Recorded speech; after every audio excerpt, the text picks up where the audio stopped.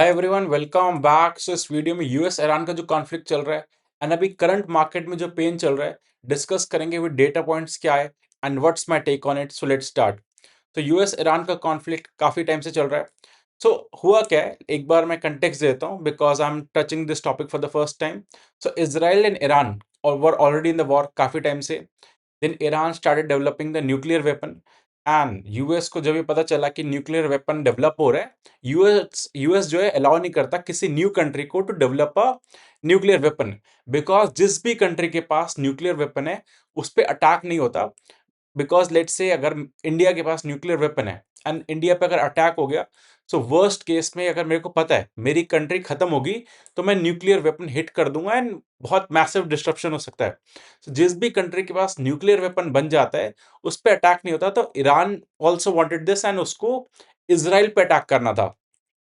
तो ये सब रीजंस की वजह से एंड अदर थ्योरीज भी हैं। बिकॉज ऑफ दैट यूएस ने ईरान पे अटैक कर दिया and market doesn't care about कि कोई मर रहा है क्या हो रहा है। मार्केट ओनली सीज इकोनॉमी पे क्या इम्पैक्ट हो रहा है because of all this. And अगर आप देखोगे ईरान ने स्ट्रेट ऑफ हॉर्मोज, ये एक पैसेज है जहां से 20% ऑफ द क्रूड ऑयल पास होता है एंड इंडिया का मेजर क्रूड ऑयल जो कच्चा तेल है, जो का लाइक हम जो फ्यूल यूज करते हैं वो इंपोर्ट होता है and majority of them pass करता है स्ट्रेट ऑफ हॉर्मोज से, जो ईरान ने ब्लॉक कर रखा है। ब्लॉक कैसे कर रखा है कि अगर कोई भी यहाँ से वेसल लेके गया तो मिसाइल पड़ेगा एंड ऑयल का टैंकर है तो एक मिसाइल गिरने से पूरा खत्म हो जाएगा। सो अभी इट्स नॉट समथिंग कि ऑयल का सप्लाई कम है, इट्स समथिंग ट्रांसपोर्ट नहीं करने दे रहा ईरान। सो ये कंटेक्स्ट चल रहा है एंड अब इंडियन मार्केट के लिए क्या मैटर करता है, क्रूड ऑयल जो ऑयल का प्राइस है वो क्या चल रहा है। तो जब से ये वॉर का स्टार्ट हुआ है, सो जो ब्रेंट क्रूड ऑयल है ये पहले समथिंग $60 $70 के अराउंड था एंड जब से ऑयल का लाइक वॉर स्टार्ट हुआ है ये अराउंड $100 $120 चला गया था एंड अभी रिसेंट करेक्शन आया है। विल डिस्कस क्या हुआ है। तो जब ऑयल आ नहीं पा रहा तो डिमांड तो है एंड अगर आप अपनी पेट्रोल कार स्कूटी सब कुछ यूज कर रहे हो, रिफाइनरीज या फैक्ट्रीज चल रही हैं वहां पे तो ऑयल चाहिए। सो ऑयल का डिमांड खत्म नहीं हुआ लेकिन सप्लाई सप्लाई पे कंस्ट्रेंट आ गया। तो ये ऑयल का प्राइस बढ़ रहा था एंड अभी रिसेंटली अनाउंसमेंट आया कि जो जीसीसी कंट्रीज हैं, सो उनके पास ऑयल रिजर्व्स होते हैं। उन्होंने डिसाइड करा है कि ये टेम्परेरी प्रॉब्लम है, सूनर और लेटर ये प्रॉब्लम तो सॉल्व होगी, but for the short term oil के सप्लाई को कंटिन्यू रखने के लिए दे डिसाइडेड कि हम अपने रिजर्व्स में से ऑयल सप्लाई करेंगे। एंड एज सुन एज जब ये न्यूज आई तो ऑयल का जो ब्रेंट क्रूड ऑयल का जो प्राइस है $120 से सीधे $90 पे फॉल हुआ। इतना वोल्टिलिटी ऑयल में कभी नहीं होता। बट अभी we are living in a times जहाँ पे गोल्ड सिल्वर ऑयल इतना मैसिव वोल्टाइल होता है। ये सेंचुरीज में ऐसी चीजें आती हैं। So you can also say we are lucky कि हम ये सब चीजें देख रहे हैं बिकॉज ऐसी चीजें जनरली प्ले आउट नहीं करती। These commodities are generally very less volatile but अभी टाइम्स आर डिफरेंट। तो जब भी ऑयल का प्राइस में स्टेबिलिटी आया देन हमारी मार्केट को बहुत अच्छा लगा, हमारी मार्केट भी पॉजिटिव रिएक्ट करा। सो इतना ज्यादा हम क्यों डरते हैं, अगर ऑयल का प्राइस बढ़ेगा देन जिन कंपनी का raw material let's say Indigo, उसका फ्यूल ही बहुत ज्यादा लगता है तो फ्लाइट्स के रेट बढ़ेंगे, इन पे डायरेक्ट इंपैक्ट आएगा। एशियन पेंट डायरेक्ट इंपैक्ट आएगा, तभी आप देख रहे हो स्टॉक की पिटाई हो रही है। ऑल्दो लास्ट 2-3 साल से हो रही है बट अभी अगेन हाईलाइट हो रहा है। अगर पेंट का प्राइस बढ़ेगा, ऑयल का प्राइस बढ़ेगा तो पेंट कंपनी प्राइस बढ़ाएगी, कंज्यूमर की हालत पहले ही खराब है और ज्यादा होगी। Then in case of InterGlobe IndiGo, अगर उनका फ्यूल का कॉस्ट बढ़ेगा they will pass it on to the consumer. So ultimately Indian economy पे इंपैक्ट आएगा एंड ऑलरेडी इकोनॉमी की situation is not in a good position. तो that's why oil का price बढ़ता है तो हमारी हार्ट बीट पे इम्पैक्ट आता है, इंडिया की pulse. Because majority of the countries are oil importing countries, ये गल्फ एंड अदर कंट्रीज हैं जो ऑयल एक्सट्रैक्ट करती हैं, बेनिफिट करती हैं। सो ऑयल का price is always good in a range. जब ये $80-85 के ऊपर जाता है तो इंडिया की हालत खराब हो जाती है। एवरी डॉलर इंक्रीज होता है हमारा, हम इंपोर्ट करते हैं तो हमारे डॉलर्स भी ज्यादा लगते हैं। सो ऑयल का प्राइस से ही हमारा डिराइव होता है। अगर ये वॉर मतलब जितने लोग मर जाएं अगर, लेकिन अगर ऑयल पे कोई इंपैक्ट नहीं आता, India would be happy, Indian markets को कोई फर्क नहीं पड़ता। So market always is economy का क्या इम्पैक्ट है रादर देन इमोशनल थिंग। सो अब आते हैं कि जब लाइक इकोनॉमी में इन्फ्लेशन बढ़ेगा देन उससे क्या होगा। सो लास्ट 1 ईयर से आरबीआई रेपो रेट कट कर रही है।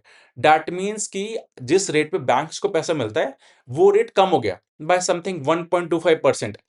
तो उससे क्या होता है कि आपको लोन सस्ता मिलेगा, आप खर्चा ज़्यादा करोगे, इकोनॉमी का साइकिल चलता है। बट अगर इकोनॉमी में इन्फ्लेशन आ गई, महँगी चीज़ें हो गई, then RBI would be forced to stop the rate cut, but instead of that उनको रेट हाइक करना पड़ेगा। सो अगर रेट हाइक होगा, दैट मीन्स स्लो इकोनॉमी पे रेट हाइक और बुरी हालत। सो लिंक करना है, connect the dots, that's why I am explaining in the very simple terms क्या चल रहा है। देन अभी क्या हुआ है कि जो एलपीजी का शॉर्टेज, सो ईपैक ड्यूरेबल, ये एसी बनाते हैं, इन्होंने आज ही अपडेट दिया। You can check the updates, मतलब हर कंपनी अपडेट्स देती है। तो इन्होंने हाईलाइट करा कि इनको जो एलपीजी, क्योंकि इंडस्ट्रीज में आपको एलपीजी चाहिए होता है, जो गैस होती है, ये भी हम इंपोर्ट करते हैं। सो इन्होंने लाइक हाईलाइट करा कि जो उनके सप्लायर्स है गैस वाले, उन्होंने सप्लाई कंस्ट्रेंट्स हाईलाइट करें बिकॉज ऑफ दिस वॉर। सो इनका प्रोडक्शन पे इम्पैक्ट आएगा, सो इंडस्ट्रीज पे इम्पैक्ट आ रहा है, बिकॉज लेट्स से अगर कंट्री में गैस की शॉर्टेज होती है, देन गवर्नमेंट वुड प्रेफर कि पहले हाउस होल्ड्स में, घरों में गैस चलती रहे, बिकॉज अदरवाइज पैनिक हो जाएगा। सो इंडस्ट्रीज को पहले कट ऑफ करेंगे।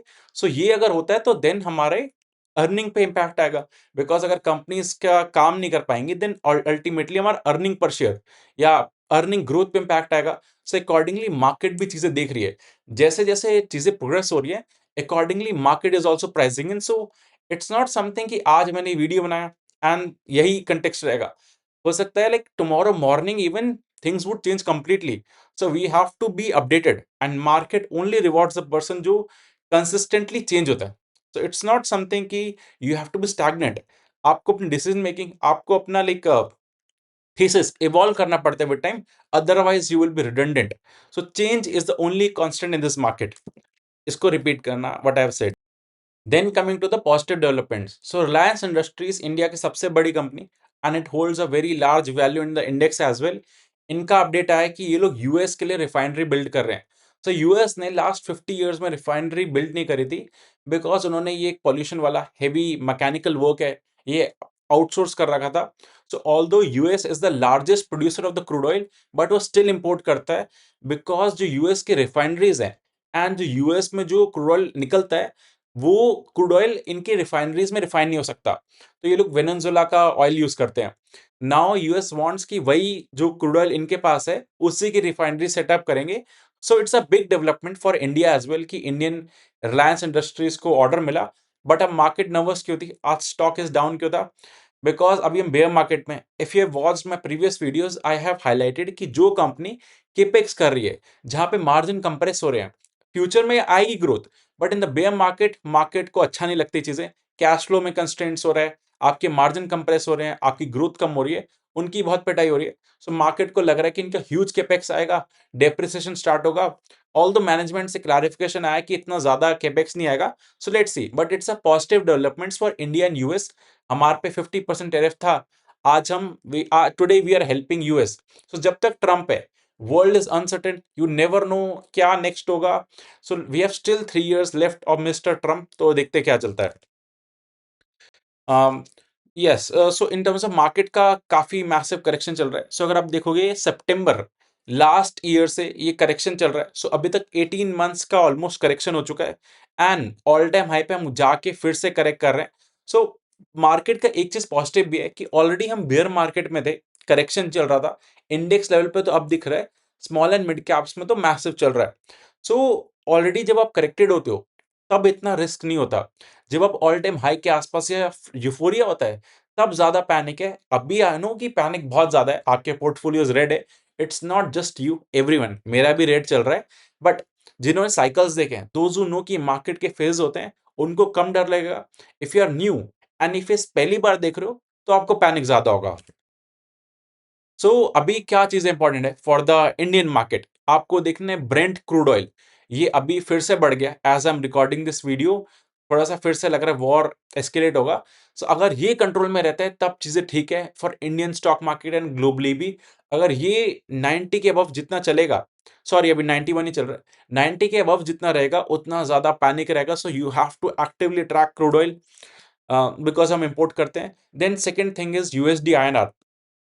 सो पहले $1 92 के अराउंड चला गया था, बट जब इंडिया यूएस की ट्रेड डील हुई तो मैसिव फॉल आया, अराउंड 90 आ गया, देन अगेन वहीं पे पहुंच गए हैं। सो ये नेगेटिव कैसे इंपैक्ट करते हैं, लेट मी टेल यू। तो जो एफ आते हैं इंडिया में, वो 10-12% के लिए रिटर्न के लिए आते हैं। एंड अगर हमारा रुपी 3-4%, 5% से अगर डिप्रिशिएट हो जाता है एक साल में, तो उनके रिटर्न्स और कम हो जाते हैं। सो इतने कम रिटर्न्स के लिए जहां पे ग्रोथ भी नहीं आ रही, कोई क्यों आएगा? तो एफ का आउटफ्लो और एक्सेलरेट होता है। एंड जब क्रूड ऑयल बढ़ता है तो दैट मीन्स हमें ज्यादा डॉलर लगेगा to buy the same crude oil. So ये like it's a vicious cycle. जब आपका यूएसडी आईएनआर वीक होता है तो और ज्यादा इंपैक्ट पड़ता है, क्रूड ऑयल जब बढ़ता है तो और ज्यादा नेगेटिव इंपैक्ट होता है यूएसडी आईएनआर पे। सो ये बढ़ेगा तो भी इंडियन मार्केट के लिए खराब है। And then you have to track crude oil. And also इन दोनों का इंपैक्ट आपको इंडिया विक्स में दिखेगा, जो वॉलेटिलिटी इंडेक्स होता है। ये अगर 20 के ऊपर जाता है, दैट मीन्स पैनिक है स्ट्रीट पे, एंड बहुत ज्यादा वाइल्ड मूवमेंट्स होंगी, ऑप्शन के प्रीमियम्स बढ़ते हैं। सो ये जब ज्यादा है तो दैट मीन्स की चीजें वाइल्ड चल रही हैं, एंड मार्केट मैसिव मूवमेंट्स कर सकती है किसी भी साइड। तो अभी डर का माहौल है, you get to know through the VIX. Then here third trigger is our earning growth. So first is Brent crude, then USD INR, then third is like earning growth कैसी है। Although Q3 ओवर हो चुका है, कुछ खास earning season नहीं था, it was something average. Specially अगर आप देखोगे फाइनेंस कंपनीज में इतने अच्छे एनपीए के नंबर्स नहीं आ रहे। तो फर्स्ट ट्रिगर जहां से मिलता है, what I see is financials. अगर जो लेंडिंग कंपनीज है, अगर आप लोग लोन की रीपेमेंट कर पा रहे हैं, देन इकोनॉमी की हालत ठीक है। अगर आपके एनपीओ हो रहे, दैट मीन्स अभी चीजें खराब हैं। ये हमने majority of the housing finance companies में लाइक देखा था। I will also do a peer to peer analysis of this sector. So अभी चीजें लग रहा है कि एक दो क्वार्टर में और we are in the bottoming phase और bottom out. It's difficult to tell, but हाँ, कहीं अराउंड नियर द बॉटम चल रहे हैं। सो अभी अर्निंग लैग कर रहा है, but you have to also remember कि हम 1.5 साल से करेक्शन में, मार्केट करेक्ट कर चुके हैं। स्मॉल एंड मिड कैप में वैल्यूएशन ठीक हो रहा है। So everything is good at a valuation. So valuation wise चीजें ठीक हो रही हैं, अर्निंग ग्रोथ का सपोर्ट मिल जाए, प्लस ऑयल कंट्रोल में रहे, यूएसडी आईएनआर का इक्वेशन ठीक रहे। ये सारे फैक्टर्स है जो अभी इतने क्लियर नहीं है, बट हाँ, इतने खराब भी नहीं है। देन एक positive data, let me show you. So Radhika Gupta tweeted on x, जो एडेलवाइस म्यूचुअल फंड की फाउंडर है। इन्होंने एक डेटा दिया था, जब 18 मंथ्स का बेयर मार्केट होता है, उसके नेक्स्ट 3 और 5 ईयर्स में क्या होता है। So if you'll see like next 12 months में, ये डिफरेंट टाइम होराइजन पे they share the data. 72% return, 80%, 6%, 10%। So next 12 months में ऑलमोस्ट पॉजिटिव रिटर्न है। 3 साल में 150%, 13%। सो 1 से 3 इयर्स जनरली आप किसी भी टाइम फ्रेम पे देख रहे हो, अच्छा रहता है। सो ये भी लाइक इट्स समथिंग डेटा ज्यादा स्पीक करता है रादर देन जस्ट थीसिस। आप साइकोलॉजिकल देखोगे पेन है, बट हाँ, डेटा उसको वैलिडेट करता है, तो आपको डेटा भी देखना है। सो ये चीज भी वैलिडेट करती है। Then is the gold. So gold पे I was not as such bullish. ये जो पूरा रैली हुआ, बहुत मैसिव मूवमेंट आया, बट आई वुड से जब तक ट्रम्प है ना, इट्स एन हेज। आपको अपने पोर्टफोलियो में कुछ एलोकेशन ले सकते हो depending upon your risk appetite. See direct equities मेरा भी मेजॉरिटी, मतलब almost full portfolio is in direct equities. But हाँ, कंसिडरिंग जो ट्रम्प जब से हैं, एंड जब तक ट्रम्प हैं, ये अनसर्टेनिटी रहेगी, एंड गोल्ड अनसर्टेनिटी में अच्छा परफॉर्म करता है। सो इट्स नॉट समथिंग जो अभी हुआ उतना return I am expecting. It's something 5-10%, 15% kind of return gold दे सकता है, कंसिडरिंग ये जो अनसर्टेनिटी रहती है, एंड सेंट्रल बैंक से बाय कर रहे हैं। So it's an hedge. आपको इसको इंश्योरेंस की तरह देखना है, रादर देन इसको लाइक रिटर्न्स के फॉर्म में। तो इंश्योरेंस को आप कैसे देखते हो कि आपको इसका नीड ना पड़े कभी, बट जब पड़े तो आपका थोड़ा हेल्प कर दे चीज। सो it's N like insurance in your portfolio. इतना ज्यादा नहीं रखना, बिकॉज ये आपको रिटर्न पॉइंट ऑफ व्यू से नहीं देखना। So we discuss the triggers, oil का movement, USD INR, earning growth. अभी एज ऑफ नाउ इतना क्लैरिटी नहीं है। ट्रांचेस में एंड एसआईपी फॉर्म में यू कैन स्टार्ट, बट अभी लमसम में एक बहुत बड़ा ट्रांच डालने का अभी इतना क्लैरिटी नहीं है एज पर मी। सो अभी let's see, tracking the situation very closely, will give you an update. So that's it for in this video, and let me know if you have any questions. Thank you.